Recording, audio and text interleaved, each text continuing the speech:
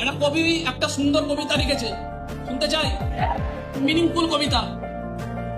বলছে, কুকুর আসিয়া এমন কামড় দিল প্রতীকের পায়ে, কুকুর আসিয়া এমন কামড় দিল প্রতীকের পায়ে, কামড়ের চোটে বিষ দাগ ফুটে বিষ লেগে গেছে তাই। ঘরে ফিরে এসে রাতে বেচারা ভীষণ ব্যথায় জাগে, মেয়েটি তাহার তারই সাথে হয় জাগে শিওরে রাগে। বাবারে বলে ভৎসনার ছলে কপালে রাখিয়া হাত, তুমি কেন বাবা ছেড়ে দিলে তারে, তোমার কি নাই দাঁত?